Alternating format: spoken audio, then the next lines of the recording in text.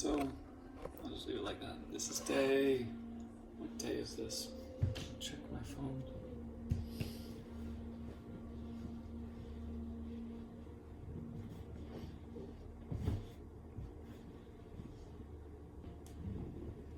I don't know where my phone is. See, if I check the, I wanted to check YouTube to see which day yesterday was as far as the no sugar. So that way I could tell you what day this is, but I think it's like day 20. I don't know. I'll figure it out and then I'll edit the video. But so that was Wim Hof breathing. I didn't do the. I mean, it's recommended around 30 breaths, but I just didn't. But what I did, I was holding my breath. I breathed in fully and then out. Not quite all the way, and then breathe in fully, however many breaths I did in the beginning, and then breathe in fully and exhale and hold the breath. And I was holding the breath for, I think it was like around 2 minutes, and then inhale, hold the breath as long as I can. That's how I like to do the breathing. It's hot in here. But, you know, it's like with everything, well, the no sugar, that's what these videos are about. Well, that's the point of focus, and then everything else is going to branch off from that. Because you got to have one point of focus, you know, to start from. But everything, I have to listen to my intuition and my logic and other people's logic and intuition and my body and stillness. But like, you know, I'm doing practices like the Wim Hof breathing that the certain doctors don't know about. So I have to just listen to my body because I can't do it as much as I would normally like because pressure builds up in the head. Like, you know, and for most people, maybe that's even a healthy thing to build up pressure and then let it release. But for me, at least right now, this might change in a few days or weeks, but right now, too much pressure in my head is not good because I've had lots of swelling in my head from the radiation. And maybe chemo too causes inflammation. So, point being, I'm doing practices that I can do and having faith that I'll be able to do more. Oh, here's my phone. So, yeah, the no sugar thing, it's getting easier and easier every day. Something to be mindful of because I've been programmed and I've reinforced those programs of using sugar in various forms. Just checking the videos. Okay, so today,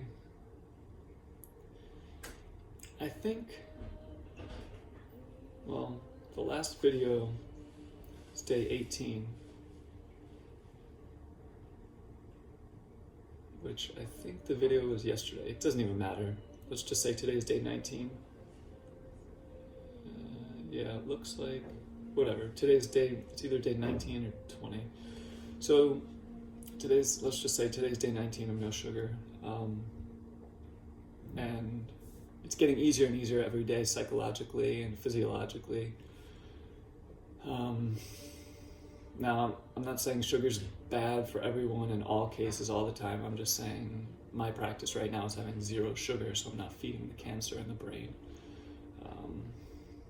And some people could probably even have certain types of sugars, but like watermelon juice. But at least right now, I'm eliminating literally every single type of sugar, or I have eliminated every single type of sugar from inside of the diet. And this is day 19 or 20, one of those 2 days. So that part's getting easier. Like I was saying, I've been programmed and reinforce those programs to use sugar in various forms. But even deeper than that, underneath every, you could say, addiction or unhealthy, and for me, unhealthy means that it does not support an individual's unique vibration, unique flow state, and unique life purpose. So underneath that would be a disconnection from one's unique vibration, unique life purpose, and unique flow state. Or you could say a disconnection from oneself Or you could say disconnection from the oneness or God, but what does that even mean? It's kind of vague. For me, the oneness or God means, you could say, the ultimate, like the collective, unique vibration and unique flow state, which we're all connected to. So personally, I believe that we can only feel what humans would call God if we are feeling our unique vibration and our unique flow state. So it's a vibrational thing. It's not just like I'm using English language now. It's not just the English language, words, G-O-D, or whatever language you use, or even Sanskrit languages. It's not just Om, or it's not just the word silence. Like, my point is that for me, it's a vibration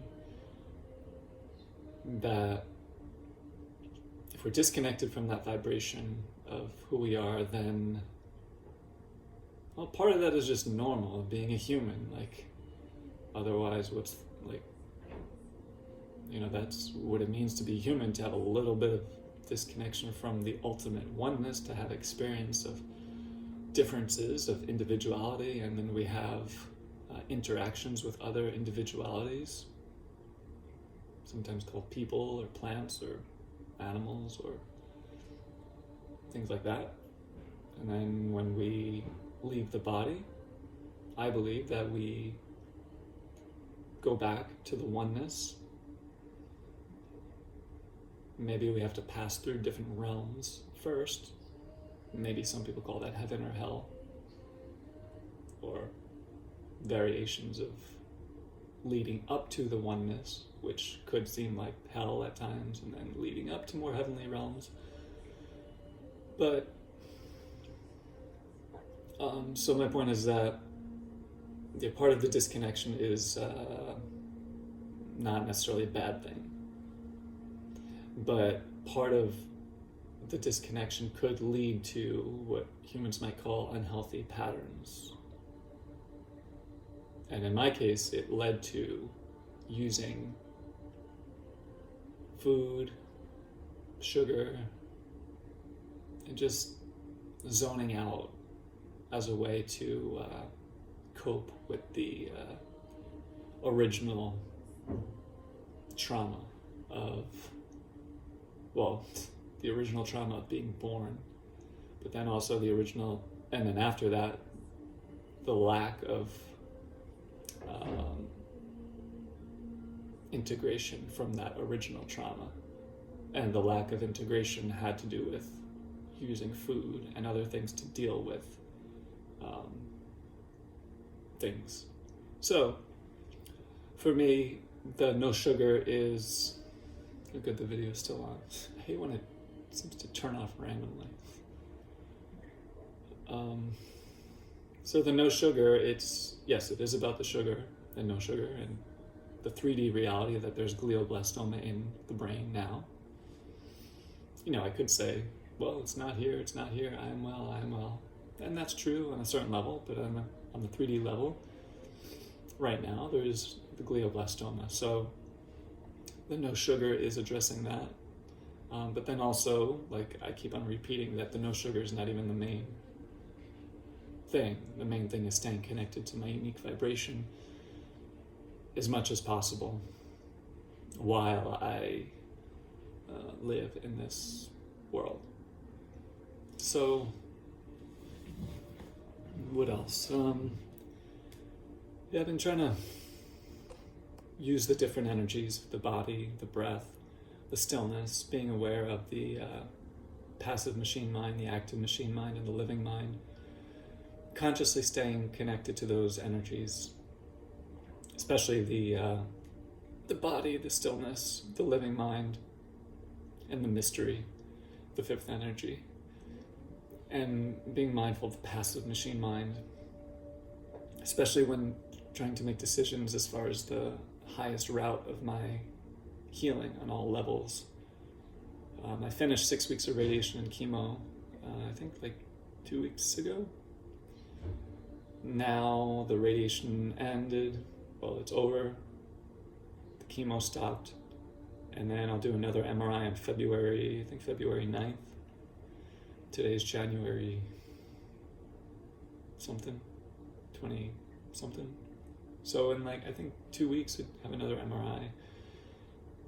I've been working with a nurse who, you could call her a nurse, holistic practitioner. She worked in a oncology unit for many years, and now she's working with Gary Null, and she says she's helped people with glioblastomas without the use of radiation and chemo. So I've been talking to her just about different aspects of this process, and so point being, I haven't fully 100,000% committed to, like, I still have time to decide what I'm going to do from here on out, and I haven't fully committed to doing chemo with adjunct therapies or not doing chemo and then using things like Miracle Mineral Supplement and adjunct therapies, like different IV treatments, of course, in addition to the lifestyle practices and diet and what I'm not eating, what I am eating, cleansing, fasting, intermittent fasting. And then also the fact that I've lost like 20 pounds since October 17th. I think I weighed around 155 pounds then. And so that is something I need to address also.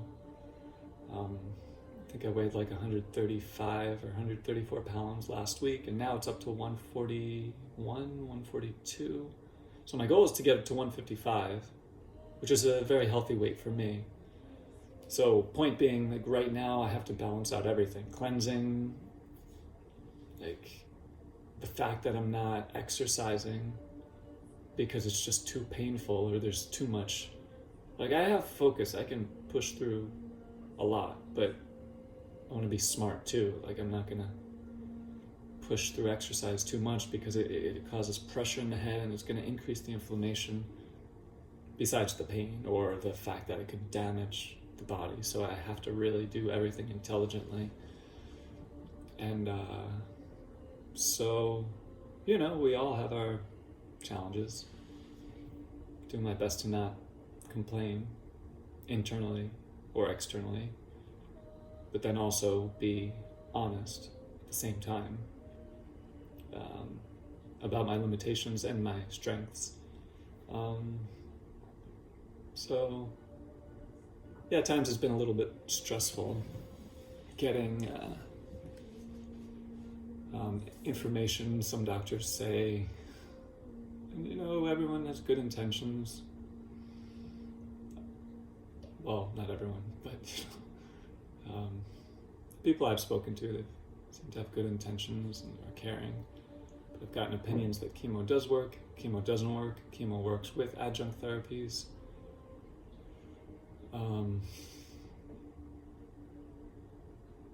You know, and then the fact that I did radiation, like, does it work long term, does it not? And then I have to wait to take antioxidants until the chemo. It's been 4 weeks after the chemo because otherwise the antioxidants will prevent the radiation from doing its job. But then I was like, well, does radiation even work long term? And then I'm sure there's more information that I'm not aware of now. And then sometimes I'm thinking like, well, I do believe that my angels guided me back to literally the same street where I was born to have this experience.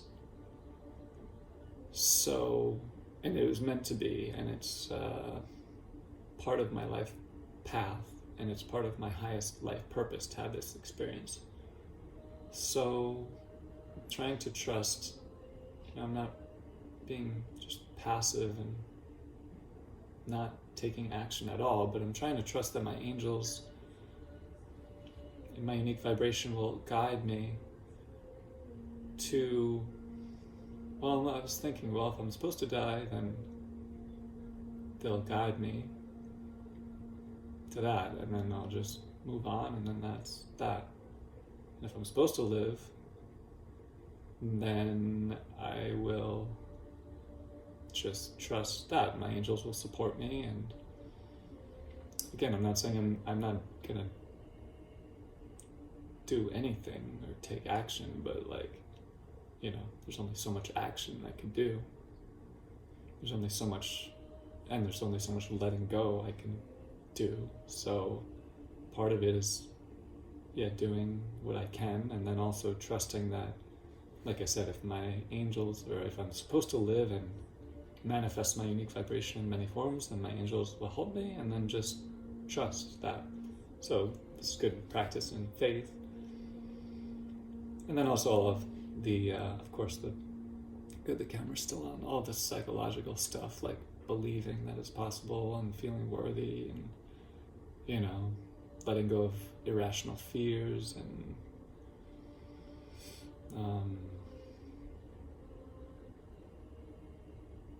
and then this is besides all the other stuff of just like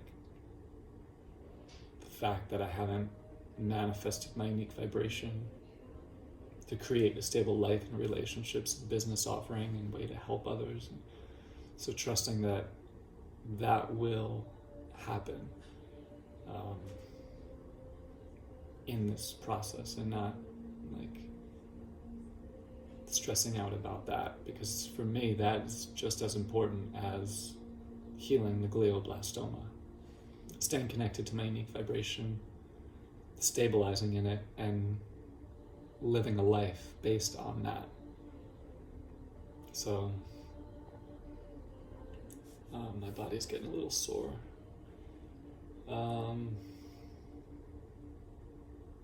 I'm trying to have gratitude and all those things, be positive, all that stuff. But what I'm feeling, it's a little bit even deeper than, language and those things. If I'm using language, I'm trying to use it consciously, and because that's one of the biggest triggers of emotions and energies in this realm, this language. Now the language could be moving through the passive machine mind, in which case it triggers, could say lower vibrations, but it's a different frequency when it moves through the passive machine mind, and then when the language moves through the active machine mind, it's a little bit different. Could activate higher vibrations, but it's still on the, you could say, on the human realm of, there's limits to the active machine mind. I could talk about it all day long, but for example, like the active machine mind would be focusing on repeating an affirmation and doing that, or like how long, or the active machine mind would be, it has to do with consciously using our point of focus and language, like memorizing something, and deliberately using language to fill up our consciousness instead of passively letting those thoughts and images and sounds fill up our consciousness. So pretty much sounds, images, thoughts, or language, which is language an image, or is it language? When you think in the language that you think in, it happens so fast, so maybe we don't realize it, but are we visualizing those words, or are they just kind of there? But then there's sound. Sound is something that fills up the consciousness, and that could be done through the passive machine mind, obviously. Like, for example, if you have something playing in the background of your room, music or sounds, whatever, that's going into the consciousness. Now, that could be done actively, like, for example, just sitting in a silent room and singing a song in your head. And then there's the living mind. So that is when an individual is connected to their unique vibration and a sound or an image or a thought is moving through their consciousness. Now, and then also when a person is connected to their unique vibration, their unique flow state, and their unique life purpose. So those are all it's kind of like you can't have one without the other. That's why I call it your unique holy tri-state. The unique vibration, unique flow state, and unique life purpose. They're all related and connected. So, what's my point? My point is that I'm doing my best to stay connected to my unique holy tri-state in the middle of, I have normal human stresses, just like every human being everywhere has human stresses, just being in this earth and with the friction of whatever. If you don't believe in gravity, if you're a flat earther, but just this field of energy we're in as far as weight and density and friction and interactions and chemistry and physiology. We all have the stresses every day, let alone the fact that we have a brain and the passive machine mind. We have a body, which is part of the passive machine mind. And we're all, going back to the language, we're all kind of in a language matrix, whether we like it or not, unless we've freed ourselves from it. That's the sauna. I'm lucky I have an indoor sauna. Exploring how to use it consciously. See, hair on that side, not on that side, well, except there. The sauna, I was thinking, well, there's inflammation in the brain from radiation, chemo, but then I'm thinking, what about the sauna, that heat, is that going to increase the inflammation? So I've been just trying to feel what's good. And what I've been doing is some sauna and then going into the cold shower. And then in the shower, either staying just cold or alternating from warm to cold or warm to very cold or warm to very, very cold. And seeing how that feels. But the sauna, I think it's helpful. I mean, it's helpful to sweat out toxins. But as far as the inflammation, pretty sure it's helpful. So I'll see about that. I'm gonna sit over here. So what's the matter?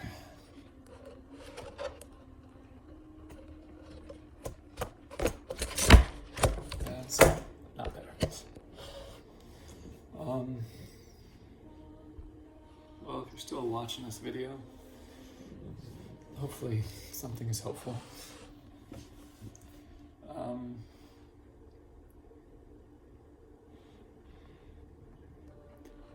It's a balance of letting go of old energies in all areas of my life, inside and out, and then also building up a life based on my unique vibration.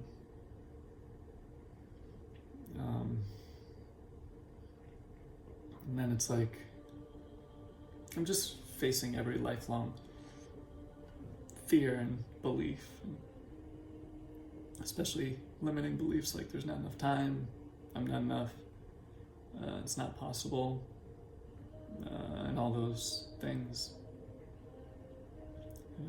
So I have to really, truly use my intuition and presence because of the situation.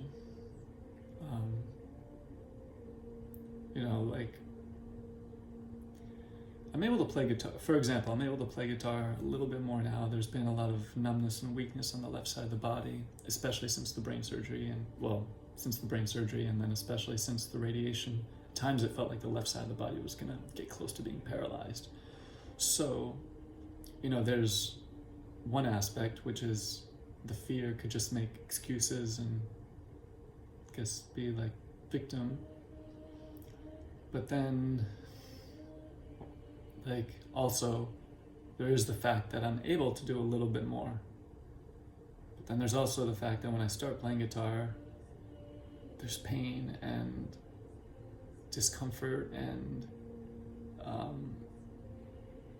And then besides the fact that sometimes I don't know how much time I'll have to cultivate guitar skills to share the music inside, and then there's the aspect of where am I going to share the songs? I'm not a shaman now, sharing songs in ceremony.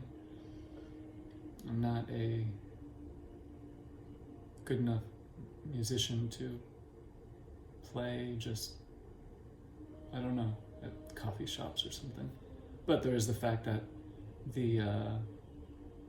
one of the aspects of my unique vibration and how it wants to express itself is through music. So the music does feel good now. So in that sense, it's good to just do what I can and feel that good vibration and trust that it will lead to good things.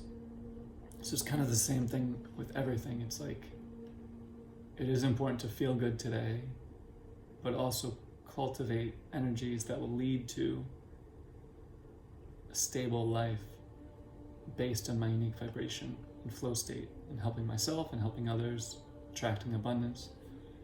So things are getting better. There's less distractions. The no sugar thing is helpful to cultivate discipline in one area of my life, and it will help in other areas of my life. For me, discipline means just, there are different definitions, but not bringing in energies that are not in alignment with my unique vibration.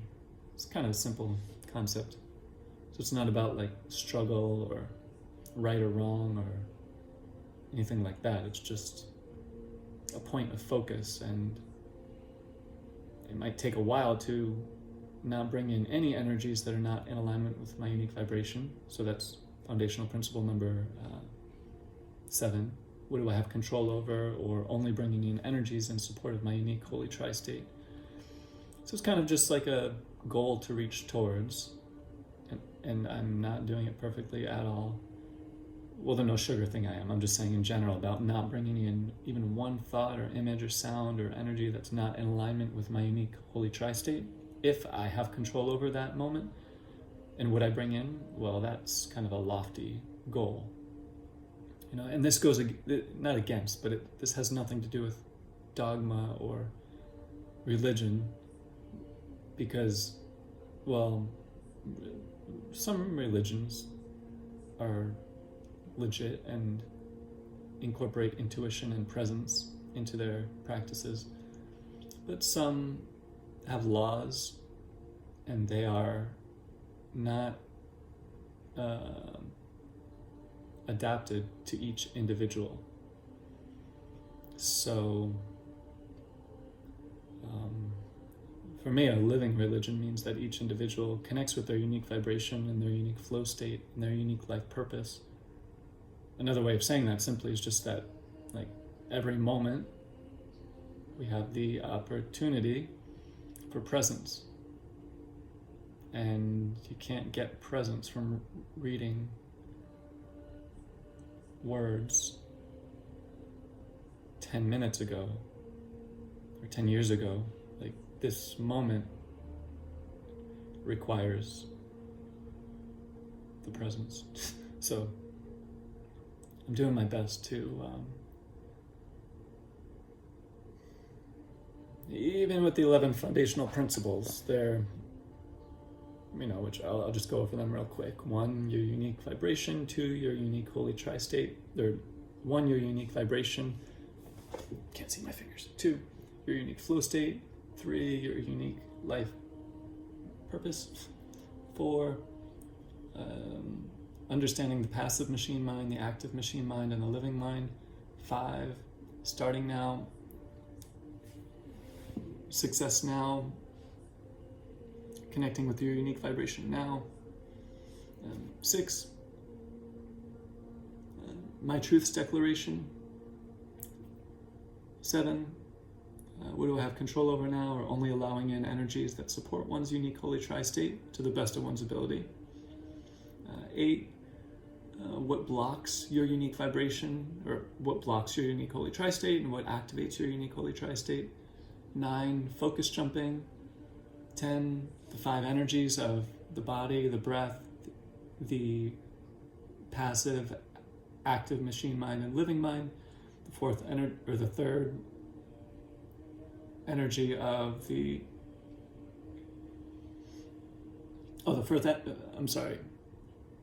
foundational principle number 10, the 5 energies. The first energy is the body, second energy is the breath, third energy is the 3 minds, so the passive machine mind, active machine mind, and living mind.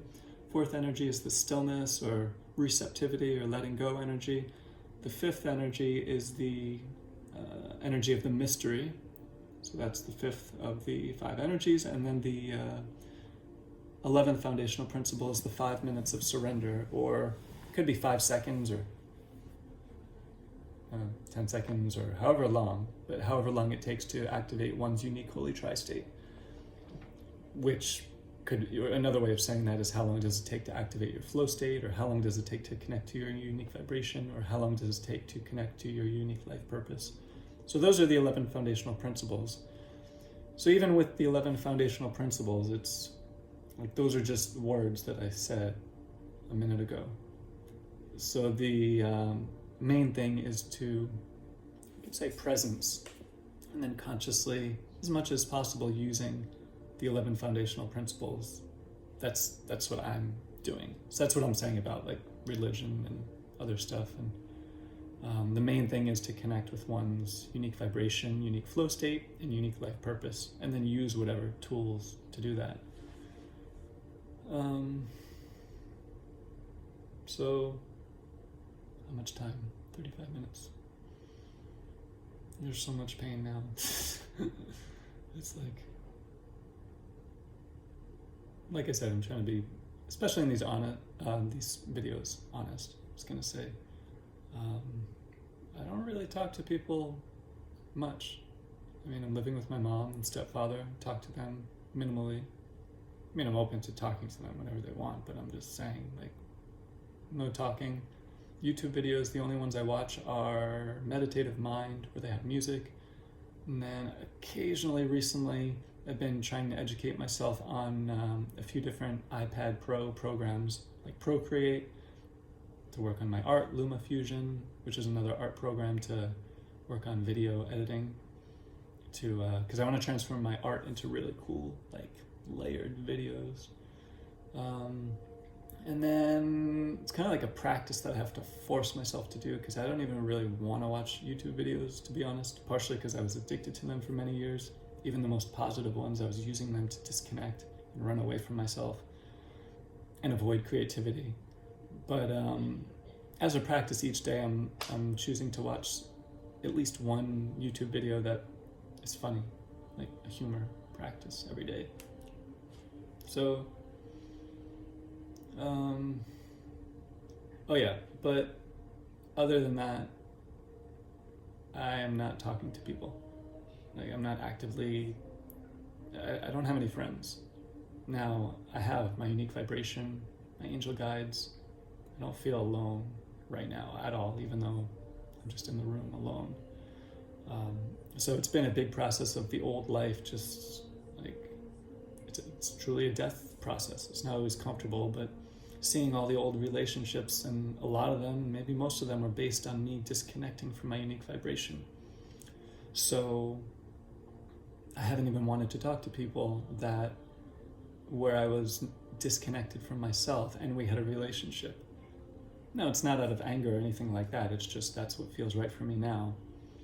And I think there's like, I don't know, one is living with a shaman. His wife reaches out to see how I'm doing, and my brothers and a few family members, but it's almost like, yeah, they're blood family. We're not really close, we're not friends, and it's no judgment, it's just how it is. We haven't, like I said, I haven't developed partially because I haven't manifested my unique vibration and flow state and life purpose and created a stable life and relationships based on that. So I don't have any relationships based on that besides with myself.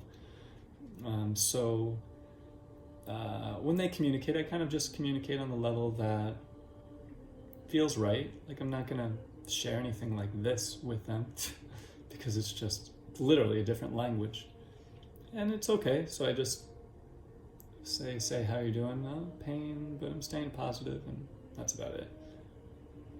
So what's my point? My point is that I'm doing my best to do these practices and trust that the music, the art, dance, and other energies of who I am will have a way to express themselves, and I'll be able to heal from the brain cancer and manifest the different energies, and I can do it with confidence and let go of everything else that I can't control. So there's lots of pain in my head and my body from sitting up. So I'm going to end the video and